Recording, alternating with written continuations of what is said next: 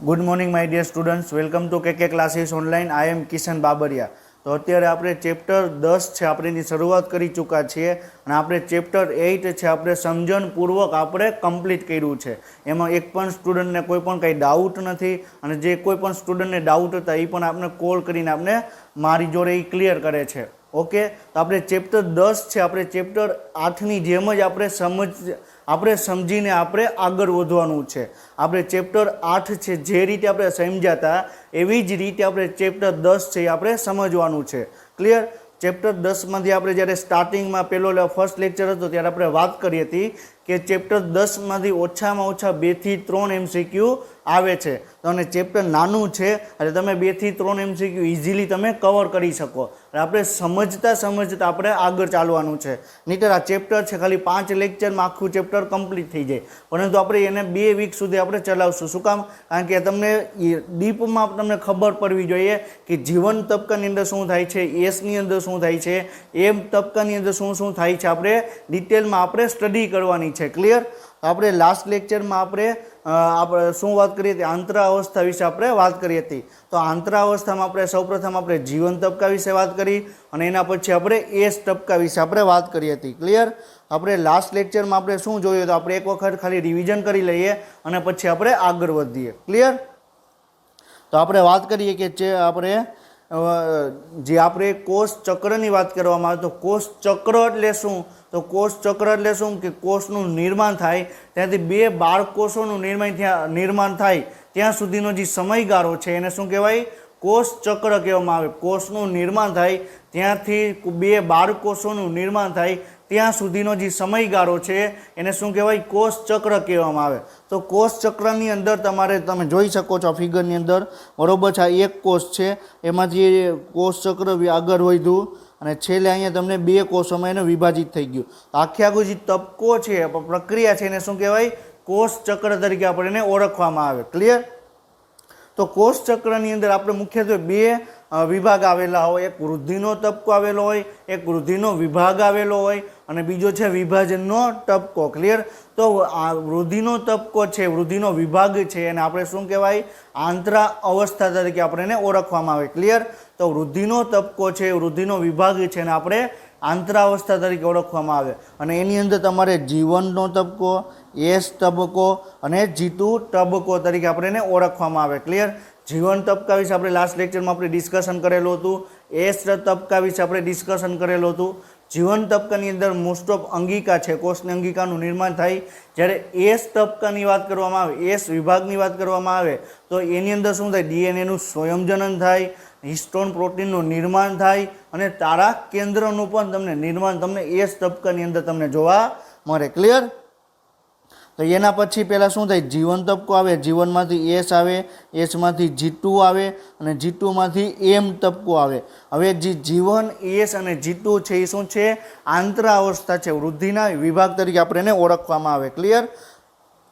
તો વૃદ્ધિના તબક્કા તરીકે આપણે એને ઓળખવામાં આવે।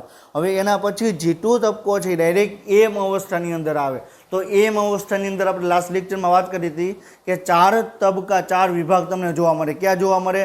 પૂર્વાવસ્થા, ભાજનાવસ્થા, ભાજનોત્તર અવસ્થા અને અંત્યાવસ્થા અથવા ભાજનાંતિમ અવસ્થા તરીકે આપણે એને ઓળખવામાં આવે। ક્લિયર? આપણે કોષ ચક્ર વિશે આપણે વાત કરી હતી। પછી આપણે શું જોયું હતું? તો આપણે એસ તબક્કા વિશે આપણે લાસ્ટ લેક્ચરમાં આપણે વાત કરી હતી ત્યારે શું જોયું હતું કે આપણે જીવન તબક્કા અને એસ તબક્કાની આપણે સરખામણી કરીએ તો બેમાં ડિફરન્સ શું છે આપણે એ જોઈએ। બરોબર છે? જીવન તબક્કો છે અને એસ તબક્કો છે। તો 2 તબક્કા છે, 2 વૃદ્ધિના તબક્કા છે, એની અંદર શું તફાવત જોવા મળીએ આપણે પહેલાં વાત કરીએ। તો જીવન તબક્કાની અંદર ડીએનએનું સંયોજન થતું નથી। એટલે જ્યારે ડીએનએની વેલ્યુ કેટલી હોય, ડીએનએની માત્રા કેટલી હોય? જીવન તબક્કામાં ડીએનએ તમને કેટલું જોવા મળે? 2C જોવા મળે। ક્લિયર? જ્યારે એસ તબક્કામાં ડીએનએનું સંયોજન થાય એટલે 2C માત્રા છે, ડીએનએનું પ્રમાણ 2Cની જગ્યાએ ડબલ થઈ જાય એટલે કેટલું થાય? 4C થાય। ક્લિયર? તો 2Cમાંથી એસ તબક્કામાં તમને 4C તમને જોવા મળે। બરાબર? કેટલું છે ડીએનએ? ક્લિયર? હવે તમને એમ પૂછે કે આપણે જીવન તબક્કો છે એમાં ડીએનએ કેટલું હોય? તો 2C જોવા મળે। ક્લિયર?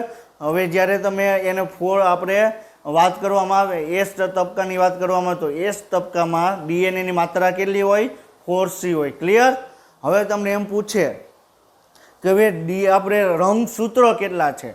ક્લિયર. હવે રંગસૂત્રોની વાત કરવામાં આવે તો જીવન તબક્કાની અંદર 2N રંગસૂત્રો હતા, તો એસ તબક્કામાં પણ તમને 2N રંગસૂત્રો તમને જોવા મળે. ક્લિયર. તો 2N એટલે શું કે રંગસૂત્રોની જોડ. ક્લિયર. 2N એટલે શું રંગસૂત્રોની જોડ. ક્લિયર. પછી આપણે સમસૂત્રી ભાજન અને અર્ધીકરણ વિશે આપણે ખાલી વ્યાખ્યા વિશે આપણે વાત કરી હતી. તો સમસૂત્રી ભાજન એટલે શું કે કોષને એવી રીતે વિભાજન કરવામાં આવે કે જેથી કોષની અંદર જે રંગસૂત્રો છે એનું પ્રમાણ બે એને પિતૃકોષ અને એનું તમને બાળકોષોમાં એનું પ્રમાણ તમને જળવાઈ રહે. ક્લિયર. તો જ્યારે પિતૃકોષમાં બરોબર 2N હોય તો સમસૂત્રી ભાજન થાય ને બાળકોષોમાં પણ એનું રંગસૂત્રો કેટલું જોવા મળે 2N જોવા મળે. ક્લિયર. તો આપણે ઓલરેડી આપણે લાસ્ટ લેક્ચરમાં ડિસ્કશન કરેલું હતું. આ કોન્સેપ્ટ પણ તમારે યાદ રાખવાનો છે કે જીવન તબક્કાની અંદર તમને 2C ડીએનએ જોવા મળે, જ્યારે એસ તબક્કાની અંદર એની માત્રા કેટલી હોય 4C હોય. ક્લિયર. હવે આપણે લાસ્ટ લેક્ચરમાં આપણે જીવન તબક્કો કમ્પ્લીટ કર્યો હતો, એના પછી આપણે એસ તબક્કો કમ્પ્લીટ કર્યો. હવે આપણે શું જોવાનું છે G2 અવસ્થા અથવા G2 તબક્કા વિશે આપણે ડિસ્કશન કરવાનું છે. એની અંદર શું શું થાય એના વિશે આપણે ડિસ્કશન કરવાનું છે. ક્લિયર. તો G2 તબક્કો છે એની અંદર શું જોવા મળે, આ અવસ્થા દરમિયાન સમભાજનની તૈયારી સ્વરૂપે પ્રોટીનનું સંશ્લેષણ થાય. ક્લિયર. હવે આ પોઈન્ટ શું કહેવા માગે છે આપણે એનસીઆરટી પ્રમાણે પહેલાં જોઈએ છીએ. આ જે સ્લાઇડ છે એનસીઆરટી તમારી ટેક્સ્ટ બુકમાં જે પોઈન્ટ આપેલો છે એના વિશે વાત કરવામાં આવે છે. ક્લિયર. હવે ડીએનએનું સ્વયંજનન કયા તબક્કામાં થાય, એસ તબક્કામાં થાય. તો એસ તબક્કામાં ડીએનએનું સ્વયંજનન થાય તો એ સમયગાળા દરમિયાન એસ તબક્કામાં સૌથી વધારે ઉર્જાનો ખર્ચ થાય, સૌથી વધારે પ્રોટીનનો ઉપયોગ થાય, સૌથી વધારે ઉત્સેચકોનો ઉપયોગ કરવામાં આવે. હવે બધો ઉપયોગ ત્યાં થઈ જાય તો હવે કોષ વિભાજન માટે જે ઉત્સેચકો જરૂરી છે, પ્રોટીન જરૂરી છે, એનું નિર્માણ તમને ક્યાં જોવા મળે, G2 તબક્કામાં જોવા મળે, G2 અવસ્થામાં તમને જોવા મળે. ક્લિયર. કારણ શું કામ, કારણ કે એસ અવસ્થાની વાત કરવામાં આવે તો એસ અવસ્થામાં જે ડીએનએનું સ્વયંજનન થાય, ડીએનએની જે પ્રતિકૃતિ તૈયાર થાય એ સમયગાળા દરમિયાન એમાં ઘણા બધા ઉત્સેચકો છે, ઉર્જા છે, પ્રોટીન છે, એનું બધું જ એનો ત્યાં વપરાશ કરવામાં આવે. હવે કોષ વિભાજન કરવો હોય, હવે પૂર્વાવસ્થા છે, પછી આપણે પૂર્વાવસ્થા, ભાજનાવસ્થા, ભાજનોત્તર અવસ્થા અને અંત્ય અવસ્થા દરમિયાન જેટલા પણ ઉત્સેચકો છે, જેટલા પણ પ્રોટીનની જરૂર પડે, જેટલી પણ ઉર્જાની જરૂર પડે એ બધા ભાગની ઉર્જા તમને અહીં ક્યાં જોવા મળે, G2 અવસ્થામાં તમને જોવા મળે. ક્લિયર. તો G2 અવસ્થા આપણે એક રીતે જોઈએ તો એક ચેક પોઈન્ટ છે. હવે આપણે ઘણી વખત આપણે જોયું હોય તો આપણે ક્યાંક આપણે બહાર ફરવા જવાનું હોય તો આપણે બહાર ફરવા જઈએ ત્યારે શું કરીએ, આપણે થેલા પેક કરીએ, બેગ પેક કરીએ અને એની અંદર આપણે જે જરૂરી સામગ્રી છે, જરૂરી કપડાં છે એ બધું જ એની અંદર આપણે મૂકવામાં આવે અને આપણે છેલ્લી એક વખત આપણે ચેક કરી લઈએ કે આમાં કંઈ ઘટતું નથી ને. તો એવી જ રીતે કોષ પણ એવું કરે. જ્યારે કોષ છે જ્યારે વિભાજન પામવાની શરૂઆત કરે, જ્યારે કોષ છે આંતરાવસ્થામાંથી જ્યારે એમ અવસ્થાની અંદર આવે તો આંતરાવસ્થાના છેલ્લા તબક્કામાં બધું ચેક કરે, મારે એમ અવસ્થામાં મારે આ પ્રોટીનની જરૂર પડશે, આ પ્રોટીન છે, ન હોય તો એ G2 અવસ્થામાં બનાવે. આ ઉત્સેચકોની જરૂર પડશે, ઉત્સેચક નથી તો G2 અવસ્થામાં બનાવી લઈએ. એટલે G2 અવસ્થા એટલે શું કે જે કોઈ પણ આપણે વિભાજન કરવા માટે કોઈ પણ ઉત્સેચકો હોય, પ્રોટીન હોય, એ જો ઘટતું હોય, એની માત્રા ઓછી થતી હોય તો એને પૂરતું કરવામાં એ G2 અવસ્થામાં એનું નિર્માણ કરવામાં આવે. ક્લિયર. તો G2 અવસ્થા એટલે શું થાય કે કોષ વિભાજન માટે જેટલી પણ અંગિકાની જરૂર પડે, જેટલે પણ રસાયણની જરૂર પડે, બધા જ રસાયણનું નિર્માણ G2 અવસ્થામાં થાય. જેવી રીતે આપણે બહાર ફરવા જઈએ તો બેગની અંદર આપણે એક વખત ચેક કરી લઈએ તો એવી જ રીતે G2 અવસ્થામાં પણ કોષ છે પોતાની જાતને ચેક કરી લઈએ કે આ અવસ્થામાં મારે કંઈ ઘટતું નથી ને, મારે હવે વિભાજન કરવા જવું છે તો એમાં કંઈ જરૂરી નથી ને. આપણે મેરેજની વાત કરીએ, મેરેજ છે બરાબર, એક ઘટના છે બરાબર, તો એની આગળ આપણે જોઈ લઈએ કે આ મેરેજમાં આપણે એટલી વસ્તુની જરૂર પડશે, એટલે આપણે સામગ્રીની જરૂર પડશે. તો એક વખત આપણે મેરેજના આગલે દિવસે આપણે બધું ચેક કરી લઈએ કે આટલી વસ્તુ આપણે જરૂર પડશે. તો એવી જ રીતે કોષ વિભાજન છે એ કોષ માટે એક મહત્વપૂર્ણ એક પ્રસંગ છે, એ કોષ માટે એક ઘટના છે. હવે જેથી ઘટના કરવી શરૂ થાય તેની પહેલાં એ બધું ચેક કરવું જરૂરી છે કે મારે હવે કોષ વિભાજનમાં આ વસ્તુની જરૂર પડશે, આ રસાયણની જરૂર પડશે. તો એ બધા જ રસાયણ છે એ મારે G2 અવસ્થામાં હોવા જોઈએ. ક્લિયર? તો G2 અવસ્થા એટલે શું થાય કે કોષ વિભાજન માટે જેટલા પણ રસાયણ છે, જેટલી પણ અંગિકા છે, એનું તમારે ત્યાં તમને G2 અવસ્થામાં એનું નિર્માણ કમ્પ્લીટ થઈ જાય થવું જોઈએ. ક્લિયર? અને શું છે કે કોષની વૃદ્ધિ સતત ચાલુ રહે. હવે પ્રોટીનનું સંશ્લેષણ જોવા મળે એટલે સમવિભાજન માટે જેટલા પણ પ્રોટીન જરૂરી છે એનું તમને ત્યાં નિર્માણ થાય અને એની સતત વૃદ્ધિ તમને ચાલુ રહે. વૃદ્ધિ ચાલુ રહે એટલે શું કે કોષ છે ચયાપચય રીતે તમને સક્રિય તમને જોવા મળે. ક્લિયર? હવે આપણે NCERT સિવાયના પોઈન્ટ વિશે આપણે વાત કરીએ તો G2 અવસ્થા છે, G2 અવસ્થા છે એની અંદર શું શું કહી શકાય. હવે તમને ફેરવીને તમને પ્રશ્ન પૂછે. હવે આપણે પહેલાં G2 અવસ્થા છે એમાં આપણે એક વખત આપણે વાત કરીએ. બરોબર છે? આ શું છે? આપણે કોષ ચક્ર પહેલાં આપણે ડ્રો કરીએ. ક્લિયર? હવે આ શું છે? આ G1 અવસ્થા છે. ક્લિયર? આ શું છે? S અવસ્થા છે. આ શું છે? G2 અવસ્થા છે. આ કઈ અવસ્થા છે? M અવસ્થા થઈ. ક્લિયર? આપણે સમજવા માટે આપણે ડ્રો કરીએ છીએ. તો પહેલાં G1, S, પછી G2 અને M2. ક્લિયર? હવે G2 તબક્કો છે બરોબર, એ S પછીનો તબક્કો છે. S પછી DNAનું સંશ્લેષણ થાય એના પછી તમને G2 અવસ્થા આવે અને તમને M અવસ્થા શરૂ થાય એની પહેલાં તમને G2 અવસ્થા તમને જોવા મળે. ક્લિયર? હવે S અવસ્થા એટલે DNAનું સંશ્લેષણ થાય એના પછીનો આપણે G2 અવસ્થા જોવા મળે અને આપણે જ્યારે M અવસ્થાની શરૂઆત થાય એની પહેલાંની અવસ્થા કઈ હોય? G2 અવસ્થા. ક્લિયર? આ પોઈન્ટ તમને ક્લિયર હોવો જોઈએ. તો શું કહે છે? પોસ્ટ DNAનું સંશ્લેષણનો તબક્કો. પોસ્ટ એટલે પછી, DNAનું સંશ્લેષણ પછીનો જે તબક્કો જોવા મળે, DNAનું સંશ્લેષણ પછીની જે અવસ્થા જોવા મળે એ કઈ અવસ્થા છે? G2 અવસ્થા. ક્લિયર? S પછી શું આવે? G2 આવે. અને પ્રી M તબક્કો. પ્રી એટલે પહેલા. હવે M તબક્કો છે, M અવસ્થા છે એની પહેલાનો તબક્કો કયો છે? તો G2 તબક્કો છે, G2 અવસ્થા છે. ક્લિયર? તો આપણે ડિસ્કશન કર્યું. તો હવે તમને ફેરવીને તમને પ્રશ્ન પૂછે કે પ્રી M તબક્કો કયો કહેવાય? પ્રી M તબક્કો, પ્રી M અવસ્થા કયો કહેવાય? તો G2 કહેવાય. બરોબર? પોસ્ટ DNA સંશ્લેષણનો તબક્કો કયો કહેવાય? G2 કહેવાય. ક્લિયર? આ તમારા મગજમાં યાદ રાખવાનું છે. હવે તમને એમ પૂછે કે પ્રી S અવસ્થા છે, પ્રી S તબક્કો કયો કહેવાય? પ્રી એટલે પહેલા, S એટલે DNAનું સંશ્લેષણ થાય એની પહેલાનો તબક્કો કયો કહેવાય? G1 કહેવાય. ક્લિયર? આ તમારે બે વસ્તુ તમારે ચારેય અવસ્થામાં તમારે પોસ્ટ એટલે શું થાય? પછીનું, અને પ્રી એટલે પહેલાનું. આ તમે શબ્દ યાદ રાખશો ને એટલે તમને આખી તમને યાદ રહી જશે. ક્લિયર? પછી શું કહે છે? કોષ અંગિકા છે એનું સઘન સંશ્લેષણ થાય. એટલે આપણે જે જીવન અવસ્થામાં જે કોષનું નિર્માણ નહોતું થયું, જીવન અવસ્થામાં જે કોષ અંગિકાનું જે નિર્માણ નહોતું થયું એનું નિર્માણ તમને G2 અવસ્થામાં તમને જોવા મળે. અને એમાં મુખ્યત્વે આપણે કઈ જોવા મળે? હરિત કણ અને આપણે કણાભ સૂત્રોનું મુખ્યત્વે તમને નિર્માણ છે એ તમને G2 અવસ્થામાં તમને જોવા મળે. ક્લિયર? હમણાં આપણે એ પણ પોઈન્ટ આપણે ડિસ્કશન કરશું. હવે શું કહે છે કે કણાભ સૂત્રો અને હરિત કણનું તમને વિભાજન તમને જોવા મળે. હવે વિભાજન શબ્દ આવ્યો એટલે તમને ખબર હોવી જોઈએ કે હરિત કણ આપણે જે ચેપ્ટર 8 છે એમાં આપણે એક અંગિકા વિશે આપણે વાત કરી હતી કે અર્ધ સ્વાયત્ત અંગિકા. કોના વિશે વાત કરી હતી? અર્ધ સ્વાયત્ત અંગિકા. એટલે શું કહેવાય? Semi autonomous cell organelle. એના વિશે આપણે ડિસ્કશન કરેલું હતું. એની અંદર આપણે શું જોયું હતું? અર્ધ સ્વાયત્ત એટલે કે અડધું, અને સ્વાયત્ત એટલે કે અડધું ડિસિઝન લઈ શકે, અડધો નિર્ણય લઈ શકે, એને શું કહેવાય? અર્ધ સ્વાયત્ત અંગિકા કહેવામાં આવે. ક્લિયર? તો અર્ધ એટલે કે અર્ધ સ્વાયત્ત અંગિકાની અંદર તમને DNA તમને જોવા મળે, પરંતુ DNA છે એ આખે આખું તમને DNA જોવા ન મળે. એના અમુક નિર્ણય છે તમે પોતાની જાતે લઈ શકો અને અમુક નિર્ણય છે બરોબર કોષ કેન્દ્ર આપે એ પ્રમાણે તમે લઈ શકો. ક્લિયર? આપણે અર્ધ સ્વાયત્ત અંગિકા શું છે આપણે બધું જ આપણે ડિટેલમાં આપણે સ્ટડી કરેલું છે. ક્લિયર?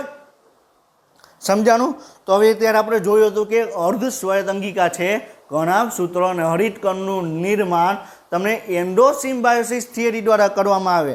એન્ડોસિમ્બાયોસિસ થિયરી દ્વારા કોનું નિર્માણ થાય? એન્ડોસિમ્બાયોસિસ થિયરી દ્વારા તમને કણાભસૂત્રો અને હરિતકણનું તમને નિર્માણ થતું તમને જોવા મળે. ક્લિયર? હવે એન્ડોસિમ્બાયોસિસ થિયરી શું છે, એન્ડોસિમ્બાયોસિસ સિદ્ધાંત શું છે, એ તમારે જોવું હોય તો તમારે ચેપ્ટર 8 છે એમાં અર્ધ સ્વાયત્ત અંગિકાનો જે ટોપિક છે એ તમારે એક વખત તમે જોઈ લેજો અને તમને ખબર પડે કે એન્ડોસિમ્બાયોસિસ થિયરી શું છે. એ જો તમે એ સમજશો તો તમને હરિતકણ અને તમને કણાભસૂત્રો તમને ખબર પડશે. ક્લિયર? હવે એ એન્ડોસિમ્બાયોસિસ થિયરી દ્વારા આપણે જાણ્યું કે કણાભસૂત્રો છે, હરિતકણ છે, પોતાની જાતે બનતા નથી. જે પહેલાં હરિતકણ હતું, પહેલાં જે કણાભસૂત્ર હતું એનું વિભાજન થઈ બે હરિતકણ અને બે કણાભસૂત્રો બને. જે રીતે એક કોષમાંથી બે કોષ બને એવી જ રીતે એક કણાભસૂત્રોમાંથી બે કણાભસૂત્રો, એક હરિતકણમાંથી તમને બે હરિતકણ તમને જોવા મળે. તો જે હરિતકણ અને કણાભસૂત્ર છે એનું વિભાજન તમને ક્યાં જોવા મળે? તમને ક્યાં જોવા મળે? G2 અવસ્થામાં તમને જોવા મળે. ક્લિયર? આ વસ્તુ યાદ રાખજો, કણાભસૂત્રો અને હરિતકણ છે એ આપમેળે બનતું નથી. આપણે રિબોઝોમની વાત કરી તો રિબોઝોમ છે એ RNA અને પ્રોટીન છે બે જોડાઈ જાય એટલે તમને રિબોઝોમનું તમને નિર્માણ થાય. એ કોષની અંદર આપમેળે પ્રક્રિયા થાય. હવે હરિતકણ છે અને કણાભસૂત્ર છે એ આપમેળે બનતું નથી. ક્લિયર? એને અગાઉ જે અંગિકા હાજર હતી, અગાઉની જે કણાભસૂત્ર હાજર હતું એમાંથી વિભાજન પામી તમને જોવા મળે. બે કણાભસૂત્રોનું તમને નિર્માણ થતું તમને જોવા મળે. ક્લિયર? આ પોઈન્ટ તમારે મગજમાં યાદ રાખવાનો છે કે કણાભસૂત્રો હરિતકણનું વિભાજન તમને ક્યાં જોવા મળે? G2 અવસ્થામાં જોવા મળે. ક્લિયર? હવે દ્વિધ્રુવીય ત્રાકનું આ તબક્કામાં સંશ્લેષણ કરવામાં આવે. ક્લિયર? દ્વિધ્રુવીય ત્રાક છે એ શું છે? તો એક પ્રકારની સૂક્ષ્મ નલિકા છે. શું છે? દ્વિધ્રુવીય ત્રાક છે તમને શું છે? સૂક્ષ્મ નલિકા. આપણે ચેપ્ટર 8માં પણ આપણે દ્વિધ્રુવીય ત્રાક શું છે, સૂક્ષ્મ નલિકા શું છે એના વિશે આપણે બધું ડિસ્કશન કરેલું છે. ક્લિયર? તો આપણે એક વખત જોઈ લઈએ કે દ્વિધ્રુવીય ત્રાક છે શું. બરોબર છે? તો આ શું છે? એક કોષ છે. બરોબર છે? આ તમને શું જોવા મળે? શું જોવા મળે? આ તારા કેન્દ્ર છે. આ શું છે? તારા કેન્દ્ર છે.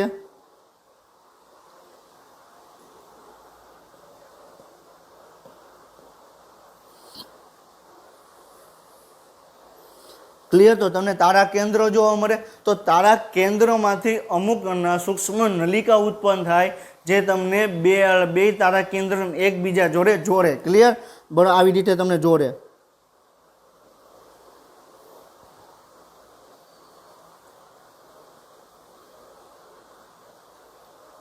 તો આ શું છે? દ્વિધ્રુવીય ત્રાક છે. ક્લિયર?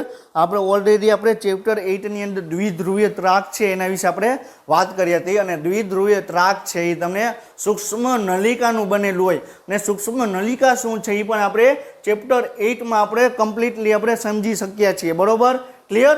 એટલે તમારે આમાં કોઈ પણ ડાઉટ હોય કે સૂક્ષ્મ નલિકા શું છે, કઈ રીતેનું ઉત્પન્ન, કઈ રીતે જોવા મળે, તો તમારે સૂક્ષ્મ નલિકાનો જે આપણે ચેપ્ટર 8નો જે ભાગ છે એ તમે એક વખત તમે વિડીયો તમે એક વખત જોઈ લ્યો.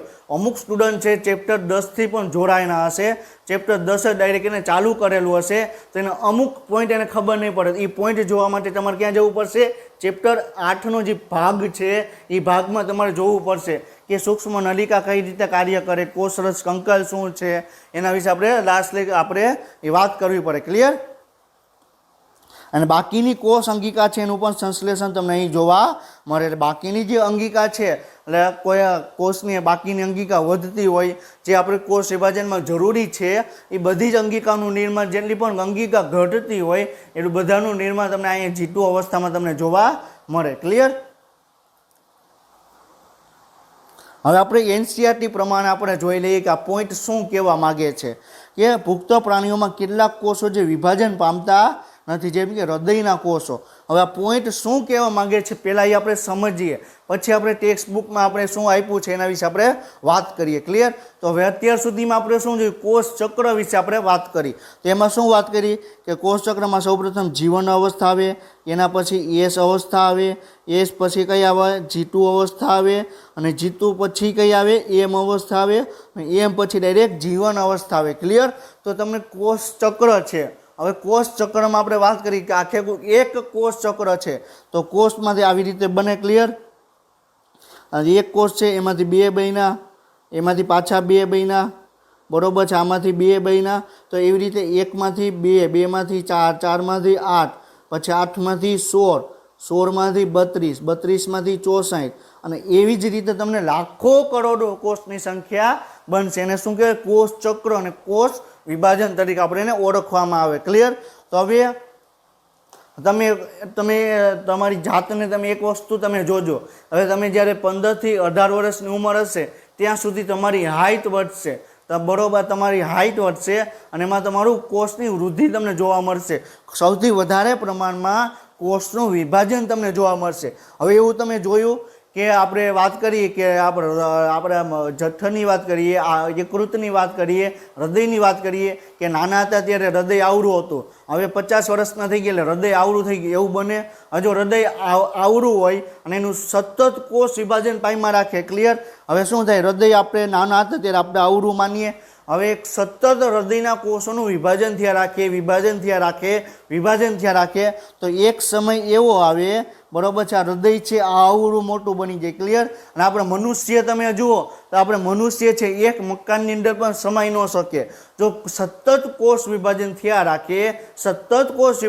રાખે તો આપણે વાત કરી હતી ને કે શું વાત કરી હતી કે મનુષ્યમાં એ જ્યારે શરૂઆત થાય ત્યારે યુગ્મન જ હોય અને હંમેશા તમને એક કોષ તમને જોવા મળે. હવે એ મનુષ્યને એક કોષમાં સતત વિભાજન થયું તો 10⁻40, બરોબર, 10⁻14 જેટલા તમને કોષ તમને પુખ્ત મનુષ્યમાં તમને જોવા મળે. હવે સતત આ 10⁻14 જેટલા કોષ છે એનું સતત વિભાજન થયા રાખે તો એક દિવસ એવો આવે કે 10⁻28 જેટલા કોષ જોવા મળે, 10⁻32, 10⁻34, બરોબર છે, એવા તમને કોષ જોવા મળે. પરંતુ એવું બનતું નથી. શું કામ? કારણ કે કોષ વિભાજન તમને જોવા મળે પરંતુ અમુક સમય સુધી તમને કોષ વિભાજન જોવા મળે અને અમુક સમય પછી કોષ વિભાજન છે એ તમને ધીરે તમને જોવા મળે. ક્લિયર?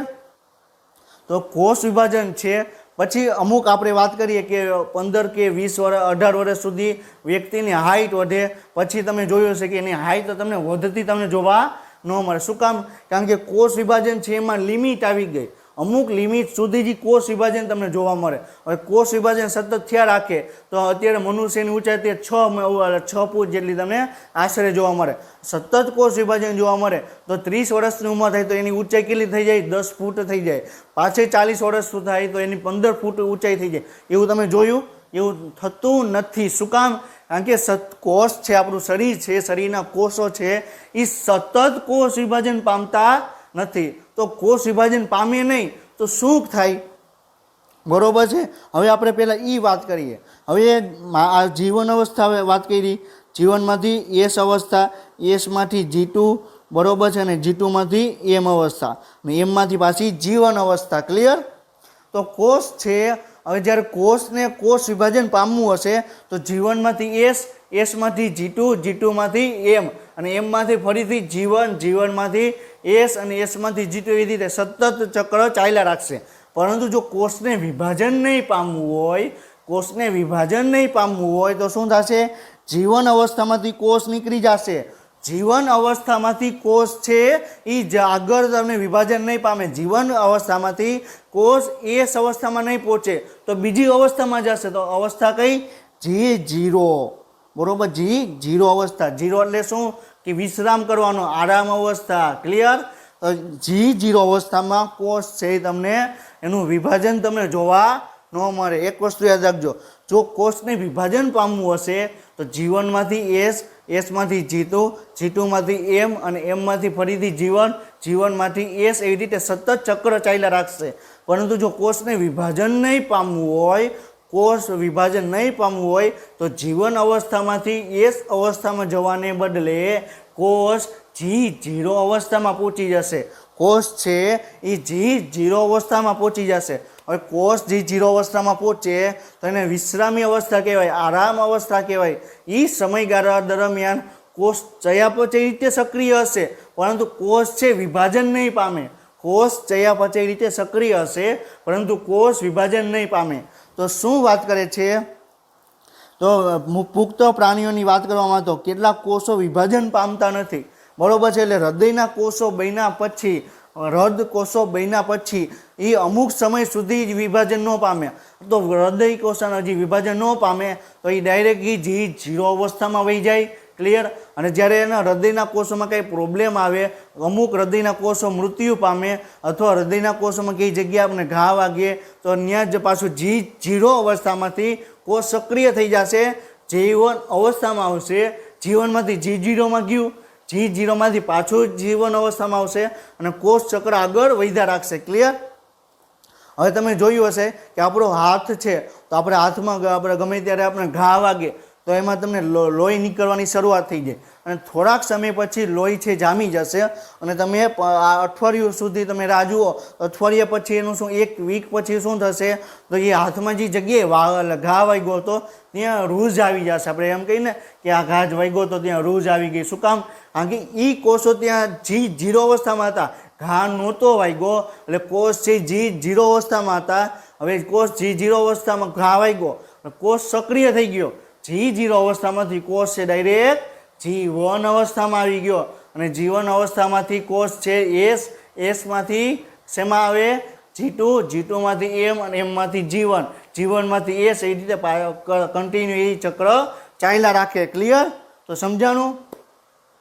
તો હવે આપણે કોઈ પણ જગ્યાએ ઘા વાગીએ, કોઈ પણ જગ્યાએ એવું સમારકામ કરવાની જરૂર પડે તો એ જગ્યાએ કોષ છે સક્રિય અવસ્થામાં આવી જાય અને જીરોમાંથી ફરીથી જીવન અવસ્થામાં આવી જાય. ક્લિયર.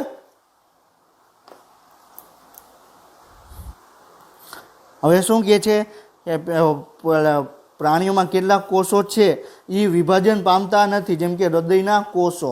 બરોબર. હવે હૃદયના કોષો છે એની વિભાજન પામતા નથી એટલે શું કે હૃદયના કોષો છે એકદમ સક્રિય છે. હવે એને વધારે કોષ વિભાજન પામવાની જરૂર નથી એટલે કોષ વિભાજન નહીં પામે. જ્યારે કોષ વિભાજન પામવાની જરૂર પડશે ત્યારે કોષ છે જીરો અવસ્થામાંથી જીવન અવસ્થામાં કોષ આવી જશે. ક્લિયર. અને બીજા અનેક કોષો કે જ્યારે વિભાજન પામે છે એવું ત્યારે થાય કે જ્યારે ક્ષતિગ્રસ્ત હોય કે મૃત કોષો હોય એના નુકસાનને કારણે બદલવાના હોય. ક્લિયર. તો જે કોષ છે એ ક્ષતિગ્રસ્ત થયો હોય તો કોઈ પણ જગ્યાએ આપણે ઘા વાગ્યો હોય અથવા કોઈ પણ કોષ છે મૃત્યુ પામ્યો હોય તો એ મૃત્યુ પામ્યો એ કોષના સ્થાન તો અન્ય કોષ લેવાનું જ છે. ક્લિયર. તો એ અન્ય કોષ છે કઈ રીતે બને તો પાછું કોષ વિભાજન શરૂઆત થાય. ક્લિયર. તો આ કોષો કે જે ફરીથી વિભાજન પામતા નથી, એને જીવન અવસ્થામાંથી નીકળીને નિષ્ક્રિય અવસ્થામાં પહોંચી જાય એને શું કહેવાય? કોષ ચક્રની વિરામી અવસ્થા કહેવાય, જીરો અવસ્થા કહેવાય. ક્લિયર. તો જીવન અવસ્થામાંથી નીકળીને કોષ જીરો અવસ્થામાં આવી જાય તો એ સમયે કોષ છે એ કોષ છે એ ચયાપચય રીતે સક્રિય હશે પરંતુ કોષ ચક્રમાં એ આગળ ભાગ લેશે નહીં. હવે એક વસ્તુ યાદ રાખજો, અહીંયા ઘણા સ્ટુડન્ટ અહીંયા કન્ફ્યુઝન ક્રિએટ કરે છે. આપણે કોષ ચક્રની અવસ્થા આપણે શું વાત કરી કે કોષ ચક્ર છે એ 4 અવસ્થામાં આવે. જીવન, પછી એસ અવસ્થા, જીટુ અવસ્થા અને એમ અવસ્થા. ક્લિયર. હવે જે જીરો લખેલું છે, જીરો એટલે શું કે વિશ્રામી, જી લખેલું છે એટલે કોષ ચક્રની અંદર જ છે પરંતુ એ કોષ ચક્રમાં ભાગ લેતો નથી. એક વસ્તુ યાદ રાખજો, જીરો અવસ્થામાં કોષ હશે તો એ કોષ ચક્રની અંદર જ છે. શું કામ? કારણ કે જી લખેલું છે, ગ્રોથ લખેલું છે. ક્લિયર. તો એ ગ્રોથ એટલે શું કે આપણે આંતરાવસ્થાની વાત કરવામાં આવે. જીરો એટલે કોષ છે ચયાપચય રીતે સક્રિય હશે, કોષ છે એની વૃદ્ધિ થતી હશે પરંતુ એનું વિભાજન તમને નહીં જોવા મળે. ક્લિયર. તો કોષ છે તમને જીવન અવસ્થામાંથી નીકળી જીરો અવસ્થામાં પહોંચે એને શું કહેવાય? વિરામી અવસ્થા કહેવામાં આવે. ક્લિયર. હવે આપણે જોઈ લઈએ. હવે આ તમને એક ડાયાગ્રામ આપેલો છે. હવે આ જીવન અવસ્થા છે. ક્લિયર. આ જીવનમાંથી એસમાંથી જીટુમાંથી એસ, એવી રીતે આમ સતત ચક્ર ચાલ્યા રાખશે. ક્લિયર. પરંતુ જીવન અવસ્થામાંથી કોષને જો વિભાજન નહીં પામવું હોય તો જીવન અવસ્થામાંથી ડાયરેક્ટ કોષ છે એ તમને જીરો અવસ્થામાં વહી જશે અને જ્યારે કોષને ફરીથી વિભાજન પામવાનું હશે તો જીરોમાંથી ફરીથી કોષ છે એ તમને જીવન અવસ્થામાં આવી જશે. ક્લિયર. સમજાણું? તો હું જે સમજાવવાની ટ્રાય કરું છું એ સમજાણું. તો કોષ છે, કોષની વાત કરવામાં આવે તો કોષ જ્યારે વિશ્રામી અવસ્થામાં હશે, વિરામી અવસ્થામાં હશે, તો વિરામી અવસ્થા એટલે શું? કોષ જે 0 અવસ્થામાં હશે એ દરમિયાન કોષ ચયાપચય રીતે સક્રિય હશે, કોષ ચક્રની અંદર પણ હશે, પરંતુ કોષ ચક્રમાં ભાગ લેતો નથી. ક્લિયર? આપણે ક્રિકેટની વાત કરવામાં આવે તો ક્રિકેટમાં 2 ટીમ હોય. એક ક્રિકેટની ટીમ છે 11 પ્લેયર હોય, બીજી ક્રિકેટની ટીમ છે એ બીજા 11 પ્લેયર હોય. પરંતુ અમ્પાયરની વાત કરવામાં આવે તો એ ક્રિકેટની હાજર જ છે, ક્રિકેટના ગ્રાઉન્ડમાં હાજર જ છે, પરંતુ ક્રિકેટની ગેમમાં, ક્રિકેટનું જે ગેમ છે એની અંદર પાર્ટિસિપેટ કરતા નથી. ક્લિયર? તો જો એ અમ્પાયર છે ક્રિકેટની અંદર ભાગ લે, પાર્ટિસિપેટ કરે, એ ખુદ ક્રિકેટ રમે તો એને શું કહેવાય? ક્રિકેટનો આપણે પ્લેયર કહેવામાં આવે. પરંતુ એ બહાર ઊભો રહીએ છે અને આખે આખું એનું અમ્પાયરિંગ કરે છે. તો આપણે અમ્પાયર છે ને આપણે G0 અવસ્થા કહેવાય. ક્લિયર? G0 અવસ્થા કહેવાય. હવે એને ક્રિકેટ રમતો નથી. હવે તમે અમ્પાયર જોયો હશે તો મોસ્ટ ઓફ અમ્પાયર છે એ તમને ભૂતપૂર્વ ક્રિકેટર જ હશે. તો ક્રિકેટરમાંથી નિવૃત્તિ લઈ લેશે અને નિવૃત્તિ લીધા પછી શું થશે કે તમને અમ્પાયર તરીકે કામ કરશે, એટલે G0 અવસ્થામાં આવી ગયો. હવે અમુક અમ્પાયર એવા હોય કે ફરીથી પાછા એ ક્રિકેટની અંદર આવે, ક્રિકેટ રમવાનું શરૂ કરે તો ફરીથી જીવન જે અવસ્થામાં આવે. ક્લિયર? એટલે એક્ઝામ્પલ યાદ રાખજો. ક્લિયર? સમજાણું? તો G1 અવસ્થામાંથી કોષ G0 અવસ્થામાં જશે, G0 અવસ્થામાંથી કોષ છે ફરીથી G1 અવસ્થામાં આવશે. ક્લિયર?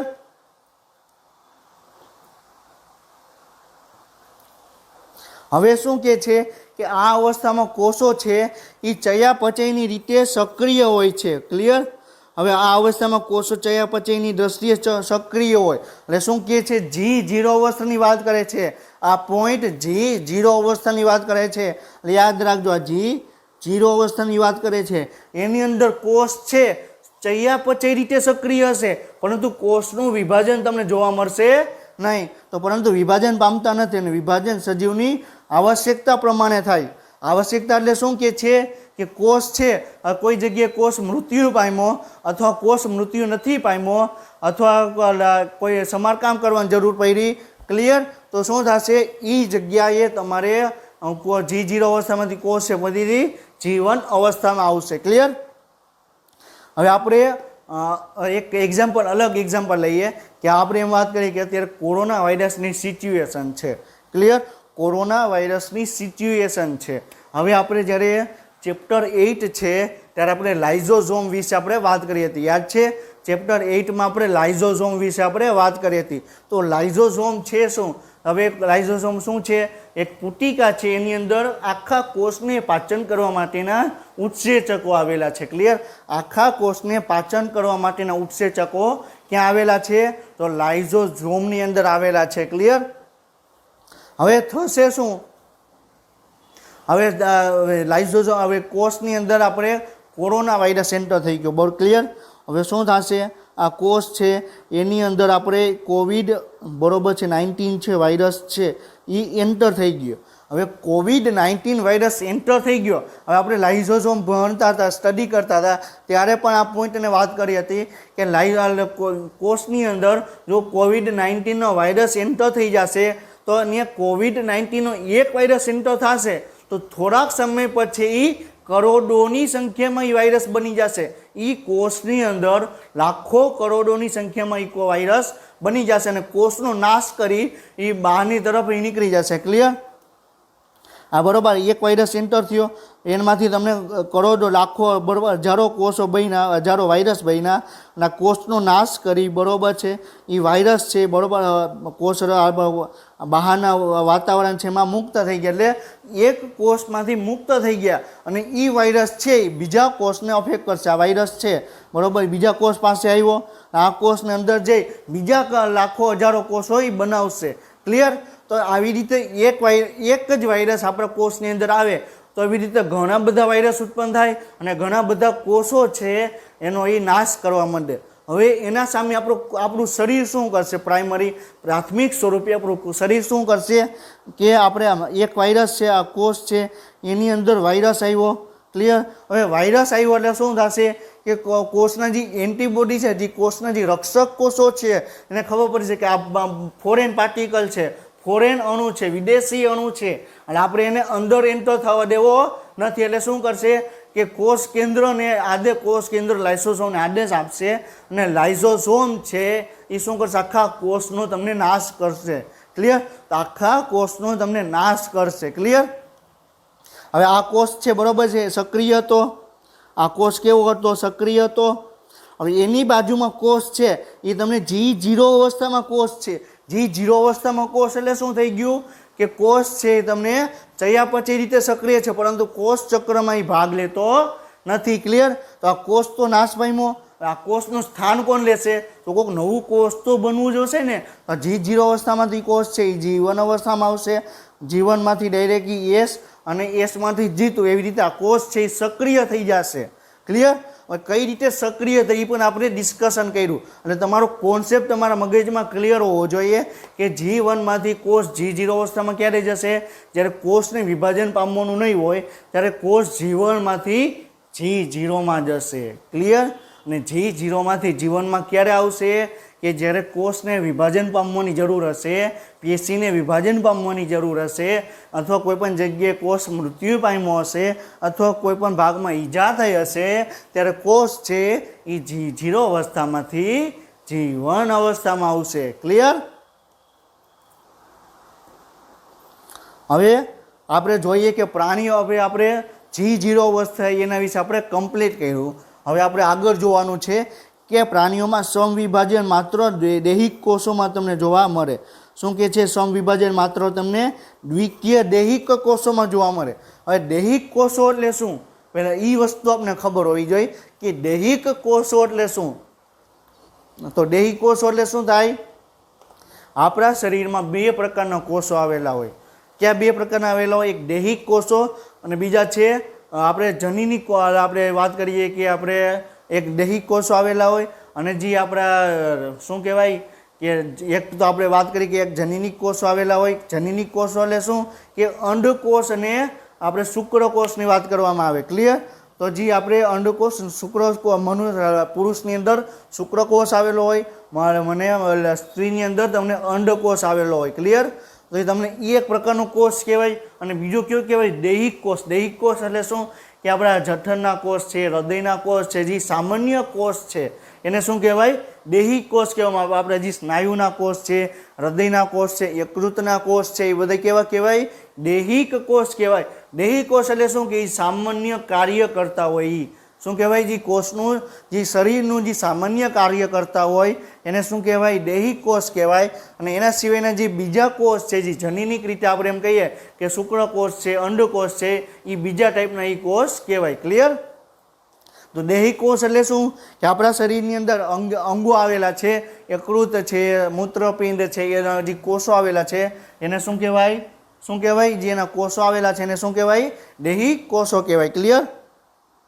અને દ્વિકીય એટલે આપણે વાત કરી હતી બરોબર છે. દ્વિકીય એટલે શું કે રંગસૂત્રોની જોડ આવેલી હોય એને શું કહેવાય, દ્વિકીય કહેવાય. શું કહેવાય, રંગસૂત્રોની જોડ આવેલી હોય એને શું કહેવાય, દ્વિકીય કહેવામાં આવે.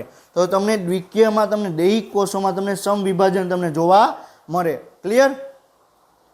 હવે પહેલાં આપણે એક વખત આપણે દ્વિકીય શું છે ને એકકીય શું છે આપણે એક વખત આપણે જરીક જોઈ લઈએ. આપણે વાત કરેલી જ છે, પરંતુ એક વખત પણ આપણે ડિસ્કશન કરી લઈએ. ક્લિયર. આ શું છે, રંગસૂત્ર છે બરોબર છે. આ શું થઈ ગયું, એક રંગસૂત્ર થઈ ગયું, આ બીજું રંગસૂત્ર થઈ ગયું. આને એન કહેવાય અને એન કહેવાય, અને બે ભેગું મળીને શું કહેવાય, 2n. તો આને શું કહેવાય, દ્વિકીય રંગસૂત્ર કહેવાય. કેવું કહેવાય, દ્વિકીય રંગસૂત્ર કહેવાય. ક્લિયર. તો તમને દ્વિકીય રંગસૂત્ર એટલે શું થાય કે દ્વિકીય રંગસૂત્ર એટલે એવું રંગસૂત્ર કે જેમાં રંગસૂત્રની જોડ આવેલી હોય. રંગસૂત્રોની જોડ આવેલી એને શું કહેવાય, દ્વિકીય રંગસૂત્ર કહેવાય. ક્લિયર. હવે આને 2n વડે આપણે દર્શાવી શકીએ. હવે જ્યારે કોષનું સમવિભાજન થશે, સમવિભાજન એટલે સમ એટલે સરખું, વિભાજન એટલે કે સરખું, તો કોષનું સમવિભાજન થશે એટલે કોષ છે એમાં તમારે સરખા પ્રમાણમાં તમારે એને રંગસૂત્ર તમારે આપવા પડે. ક્લિયર. તો પિતૃકોષ છે બરાબર, પિતૃકોષ છે તેમાં રંગસૂત્રોની સંખ્યા કેટલી છે, 2n છે ક્લિયર। હવે એને બે બારકોષોમાં આપવામાં આવે તો એમાં રંગસૂત્રોની સંખ્યા જો 2n જ રહે તો એને શું કહેવાય? સમસૂત્રી ભાજન કહેવાય અથવા સમવિભાજન કહેવાય ક્લિયર। પિતૃકોષમાં જેટલા પણ રંગસૂત્રો છે એટલા જ રંગસૂત્રો તમને બારકોષોમાં જોવા મળે એને શું કહેવાય? સમસૂત્રી ભાજન અથવા સમવિભાજન કહેવામાં આવે ક્લિયર। પછી આપણે શું વાત કરી કે પિતૃકોષમાં જેટલા રંગસૂત્રો હોય, પિતૃકોષમાં જેટલા રંગસૂત્રો હોય એના કરતાં અડધી સંખ્યામાં એના બારકોષોમાં રંગસૂત્રો હોય એને શું કહેવાય? અર્ધીકરણ કહેવાય ક્લિયર। તો બારકોષોમાં n આવ્યો ક્લિયર, તો અડધું થઈ ગયું। 2n નું અડધું એટલે n બરોબર છે ક્લિયર। તો તમને દૈહિક વાત કરવામાં આવે, સમસૂત્રી ભાજનની વાત કરવામાં આવે તો સમસૂત્રી ભાજનમાં તમને સમસૂત્રી ભાજનમાં પિતૃકોષમાં જેટલા રંગસૂત્રો છે એટલા જ એના બારકોષોમાં એનું રંગસૂત્ર આવે ક્લિયર। અર્ધીકરણમાં શું થાય? પિતૃકોષમાં જેટલા રંગસૂત્રો છે એના કરતાં અડધા રંગસૂત્રો તમને ક્યાં જોવા મળે? ક્યાં જોવા મળે? એના કરતાં અડધા રંગસૂત્રો છે એ તમને બારકોષોમાં તમને જોવા મળે ક્લિયર। તો આપણે ઓલરેડી આપણે સમસૂત્ર ભાજન અને આપણે અર્ધીકરણની આપણે વાત કરી ક્લિયર। હવે જે દૈહિક કોષો છે ક્લિયર, દૈહિક કોષોની વાત કરવામાં આવે તો દૈહિક કોષોમાં તમને હંમેશા તમને આ જ પ્રકારનું સમસૂત્રી ભાજન જ જોવા મળે બરાબર। દૈહિક કોષોમાં બરોબર છે, દૈહિક કોષોની વાત કરવામાં આવે તો દૈહિક કોષોમાં તમને સમસૂત્રી ભાજન જોવા મળે એટલે કે પિતૃકોષમાં જેટલા પણ રંગસૂત્રો હતા એટલી જ સંખ્યામાં રંગસૂત્રો તમને ક્યાં જોવા મળશે? બારકોષોમાં જોવા મળશે ક્લિયર। તો એને શું કહેવાય? સમસૂત્રી ભાજન અને હંમેશા તમને દૈહિક કોષોમાં જોવા મળશે। અને અર્ધીકરણ છે એ તમને અંડકોષ અને શુક્રકોષ જેવા જે જનીનિક કોષો છે એની અંદર તમને જોવા મળશે ક્લિયર। તો એક વસ્તુ યાદ રાખજો, કોષ હંમેશા બે પ્રકારના હોય, દૈહિક કોષો અને બીજો કયો છે? અંડકોષ અને આપણે શુક્રકોષ ટાઈપનો કહેવાય એ ક્લિયર। આપણે જે દૈહિક કોષોની અંદર હંમેશા તમને સમસૂત્રી ભાજન પ્રકારનું કોષનું વિભાજન જોવા મળે, જ્યારે અંડકોષ અને શુક્રકોષ છે એમાં હંમેશા તમને અર્ધીકરણ પ્રકારનું તમને વિભાજન તમને જોવા મળે ક્લિયર। સમજાણું? આપણે આગળ વધીએ। હવે શું કે છે કે પ્રાણી છે, પ્રાણીમાં સમવિભાજન હંમેશા તમને દ્વિકીય દૈહિક કોષોમાં તમને જોવા મળે। આપણે સરખી રીતે સમજ્યા કે દ્વિકીય એટલે શું, એકકીય એટલે શું, દૈહિક કોષો એટલે શું, આપણે સરખી રીતે આપણે અને સમજ્યા। હવે આપણે શું જોવાનું છે કે તેનાથી વિપરીત વનસ્પતિમાં છે સમભાજન છે એકકીય અને દ્વિકીય બંને પ્રકારના કોષોમાં તમને જોવા મળે ક્લિયર। હવે આપણે શું કીધું? એકકીય દ્વિકીય કોષ એટલે શું કે પિતૃકોષમાં હતું એનું તમે વિભાજન કર્યું તો હંમેશા તમને 2n જ જોવા મળે, એને શું કહેવાય? દ્વિકીય કહેવાય। અને શેમાં જોવા મળે? સમસૂત્રી ભાજન ક્લિયર। હવે એકકીય એટલે એનો જ હોય અને એમાંથી એનું સમસૂત્રી ભાજન કરવામાં આવે હંમેશા તમને n જ તમને મળે ક્લિયર। 2n માંથી n મળે એનો અડધો થઈ જાય તો એને અર્ધીકરણ કહેવાય અને 2n નું 2n અથવા n નું n જ રહે તો એને શું કહેવાય? સમસૂત્રી ભાજન કહેવાય ક્લિયર। દ્વિકીય અને એકકીય શું છે એના વિશે પણ આપણે ડિસ્કશન કર્યું। હવે આપણે મહત્વપૂર્ણ વાત છે આપણે એ ડિસ્કશન કરીએ કે આપણે અત્યારે આપણે આંતરાવસ્થા આપણે કમ્પ્લીટ કર્યું, જીવન શું છે, એસ શું છે, G2 શું છે એના વિશે આપણે ડિસ્કશન કર્યું। એમાંથી આપણે મહત્વપૂર્ણ જે ભાગ છે, જે મહત્વપૂર્ણ પોઈન્ટ છે, મુદ્દાઓ છે એને આપણે ડિસ્કશન કરીએ ક્લિયર। તો એસ તબક્કામાં આરએનએનું તમને સંશ્લેષણ તમને થતું નથી ક્લિયર। આ પોઈન્ટ એક્ઝામમાં પૂછાઈ ગયેલો છે, આરએનએનું સંશ્લેષણ કયા તબક્કામાં જોવા મળે ને એસ તબક્કામાં। હવે એમ પૂછેલું છે કે એસ તબક્કામાં આરએનએ છે એનું સંશ્લેષણ જોવા મળે તો ન જોવા મળે, તો એસ તબક્કામાં શું જોવા મળે? એસ તબક્કામાં તમને ડીએનએનું સંયોજન જોવા મળે, હિસ્ટોન પ્રોટીનનું નિર્માણ થાય અને તારા કેન્દ્રનું તમને નિર્માણ તમને જોવા મળે। તો એક્સ વિભાગ છે બરાબર, એની લાક્ષણિકતા છે ક્લિયર। પછી શું કે છે કે કેરિયોપ્લાઝમિક ઇન્ડેક્સ।